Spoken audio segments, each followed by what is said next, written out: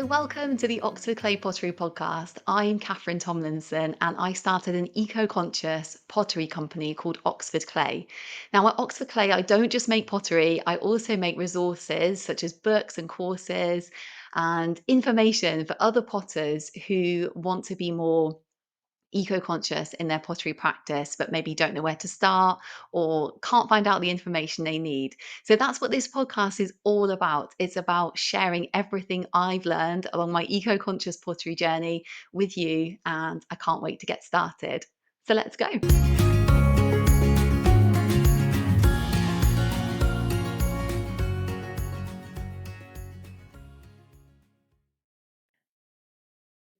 Hello, everyone. Welcome back to the Oxford Clay Pottery Podcast. I'm Catherine Tomlinson, and in today's episode, we're going to be talking about something which I actually think is really important to talk about, which is disappointment in pottery and sort of how to manage feeling how to what to do, whether you need to do anything, just a kind of exploration about our feelings of disappointment in pottery. Because I actually think disappointment in pottery, we don't really talk about it that much, as potters, I think, and it can really hold you back from like learning, especially if you're kind of like new to pottery, you might be experiencing like a lot of disappointment in pottery. Even if you're very far on in your career as a potter, you can still be experiencing a lot of disappointment in pottery. And just wanted to really talk about all the different aspects and some mindset shifts basically that I have been working on in terms of when disappointment in pottery like comes up for me, like what I do, what I try and think instead, sort of thing. Right, so let's get into the episode. So okay, so like what am I actually even talking about in terms of disappointment in pottery? So for me, disappointment in pottery would manifest when I was going to like pottery evening classes when I was learning pottery. I would often have this thing that would happen to me where basically I'd been working really hard on something. Say like it was a pot, and I'd been thinking for ages about like what glaze I wanted to put on it, and I'd glazed it one week and it's maybe spent the whole lesson glazing this pot, maybe painting it like intricately. Um, yeah, trying my absolute best. And then like I would put it on the, glazed shelf to be glaze fired. And then the next week I would pick up my pot and then I would have this like sinking feeling of disappointment when I saw the pot, when I saw it come out, it's the finished pot out of the kiln, I'd be like, and I think for me it was like this kind of mismatch between like what I expected, or like what kind of, what maybe what was in my mind's eye, and then like what the the reality of like what that pot then had to become after it had been fired.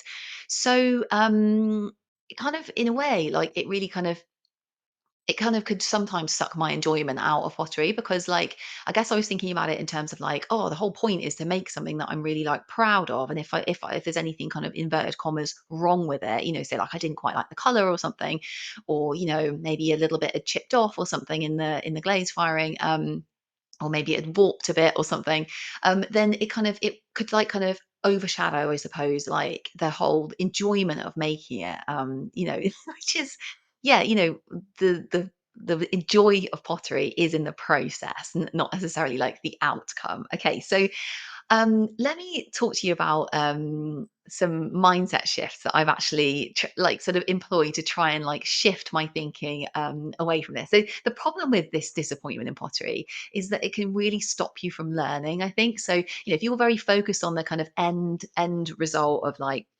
what your pot's going to look like, you kind of do end up missing out, the enjoyable part of pottery, which is like the learning, the growing, the making stuff, the actual physical process, using your hands to make something incredible.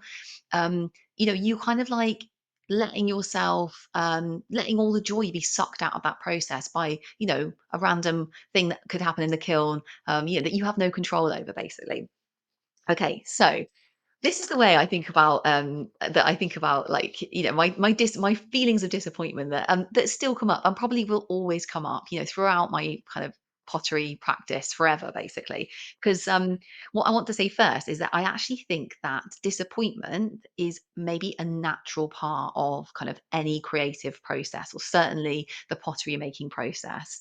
So So I have this thing now where so I've got my own kiln now, obviously, I have my own pottery, and like every time I open the kiln, I always have this similar feeling where I'm just like, oh no, and I kind of look through all the pots, and then maybe like one of them, it's got like, say like I don't think the color's quite right. Is it maybe a bit too light or a bit too dark, or like maybe the shape isn't quite right. Maybe something's happened in the kiln where, gosh, I don't know, strange things happen in the kiln sometimes, or maybe if a pot has little feet, there might be like, a teeny weeny bit that's like possibly stuck to the kiln shelf, through some kind of random event, or maybe it's a crack that's appeared from from nowhere. So quite often when I open the pottery kiln now, I'll have this thing where I feel this kind of wave of disappointment. So what I'm trying to understand, like for myself now, is that that is actually just a normal part of every time I open the kiln. It's something I just need to kind of embrace really and accept as just part of my creative practice. So I open the kiln, I have this feeling of disappointment. Often I'll go away, like have a cup of tea or something, and then I'll come back and things are never as bad as I thought they were, so I'll like go through it again. I'm like, oh, that's actually the color's fine on that one. So I think what I'm trying to conceptualize recently is that this feeling of disappointment, this kind of heart sinking feeling of like, oh no, is just a really normal part of like my own creative kind of practice, creative flow. There are these ups and downs, kind of, I guess, emotional ups and downs, which are kind of just going to be part of that process. It doesn't mean that it's wrong. It doesn't mean I've done anything wrong. It doesn't mean that I need to necessarily change anything. It's just kind of an acceptance that this is something that that I always feel when I open the kiln every time. Okay, so yeah, another thing to say is that the second thing, the second way that I've been sort of trying to think about disappointment differently in my pottery practice is that pottery, things are always going wrong with the pottery making process. So, yeah, this is, I think this is just like part of making pottery. So even if you're extremely experienced potter, things will always go wrong in pottery because there are some things that you can control and there are some things that you just can't control. So what happens in the kiln often is quite, mystical. We'll never know what's happening in that kiln at those really high temperatures. Even if you've done everything you can, it might be like, your pot might be drying in a slightly different atmosphere. The weather might be different, and there might be something kind of slightly weird in the clay or something. Maybe I don't know. Um, you think you've wedged it really well, but maybe there's an air bubble still in there or something, and or maybe it causes a crack, and just things can just happen.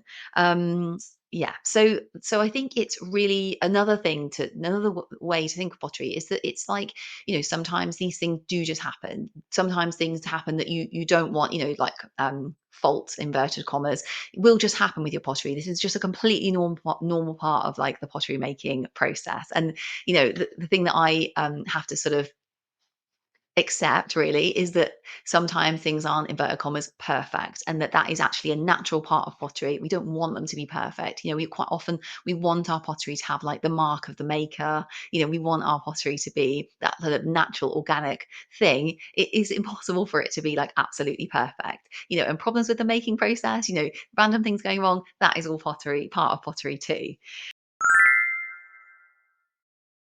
So, I'm interrupting this episode to tell you about a totally free guide I've made just for you, on how to make your own pottery glaze recipe. So, if you are a total beginner to glaze making and it's something you've wanted to maybe try, but you're not really sure where to start, this guide is specifically designed to take you through all the steps you need to know from start to finish, all the ingredients you need, all the equipment you need, and also how to fire your pottery glaze at the end. So, even if you're not new to glaze making and you just want a pottery glaze recipe that's very simple and specifically made with eco conscious ingredients, then this guide is also for you. So, you can get the guide in the show notes, there's a link, but also you can go on to the Oxford Clay website at www.oxfordclay.co.uk/resources for potters. Okay, let's go back to the episode.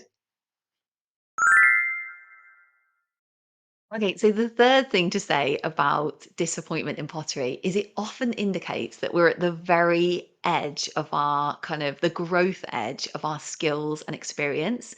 So say like for example, you've tried something like a new technique where we've like joined clay together for the first time in a new way and say like it hasn't worked out or something. We've learned so much from that process. So, to kind of completely turn around that thinking from like, oh, it's wrong, it's failed, how disappointing.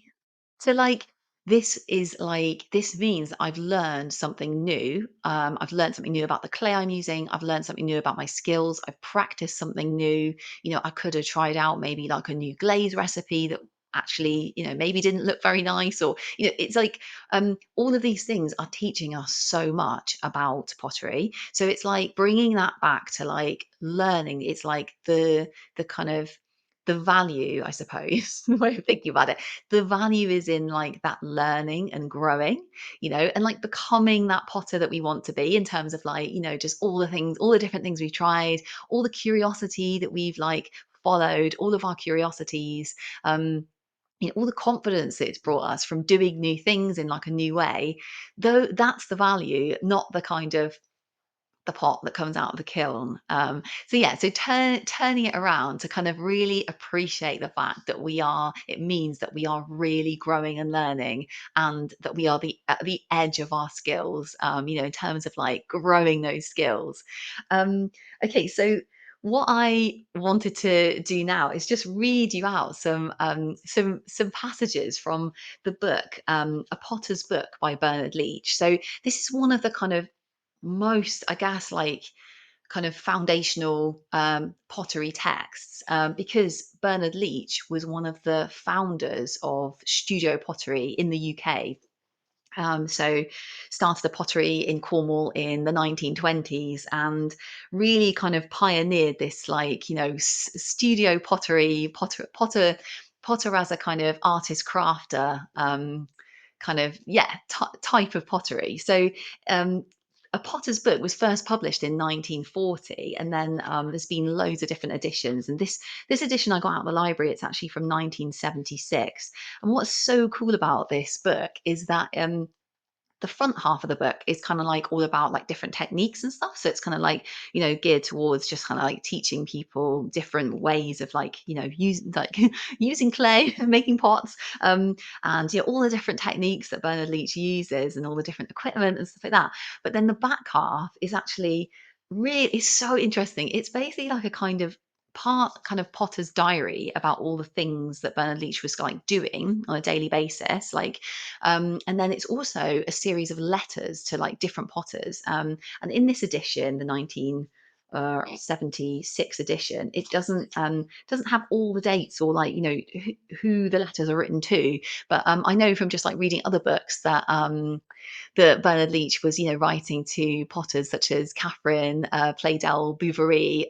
She was a prolific like ash glazer, using plant ashes in her glazes, and so they wrote a lot of letters to each other about like the different techniques used in that and stuff. But yeah, in this book, there's some super interesting parts which are about kind of just basically disappointment in pottery.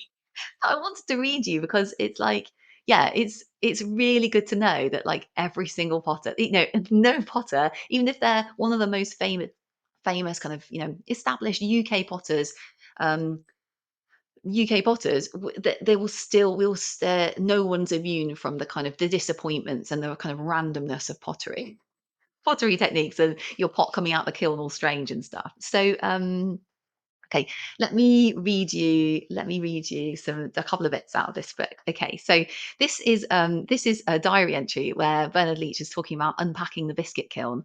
Um, okay, so in the afternoon we unpacked the biscuit kiln.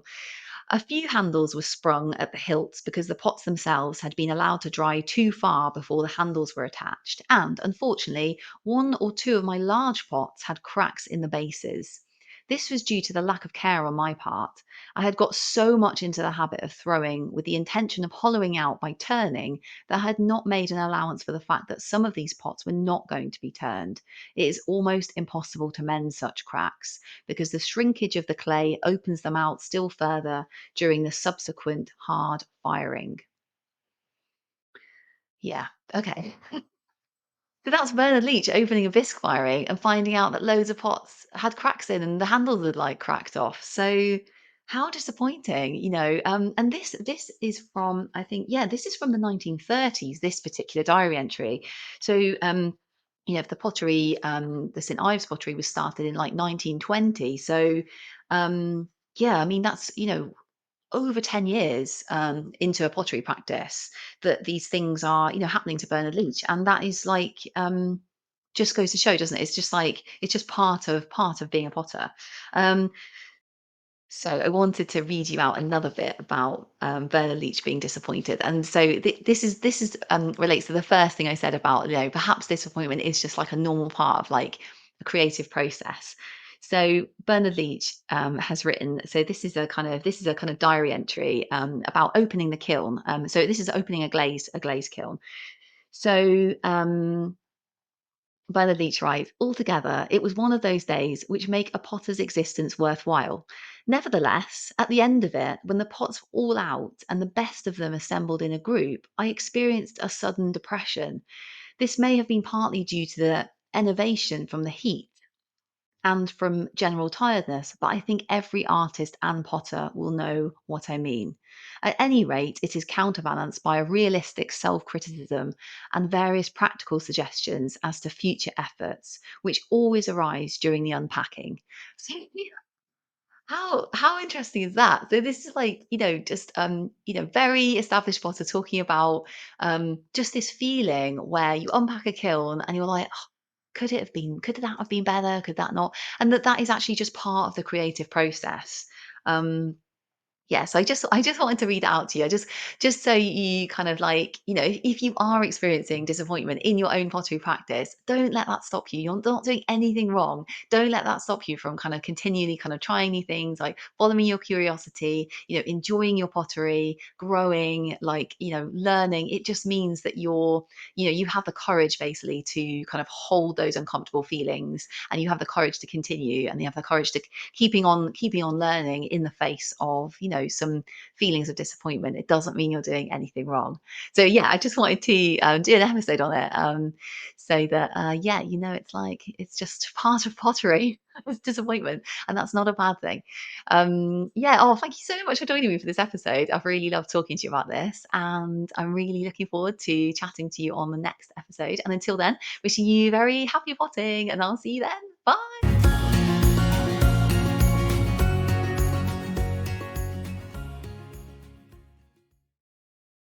Oh, yeah. So I hope you enjoyed that episode. And if you're interested to learn more about eco conscious pottery or making your pottery more eco conscious and sustainable, there's so much for you on the Oxford Clay website, which is www.oxfordclay.co.uk.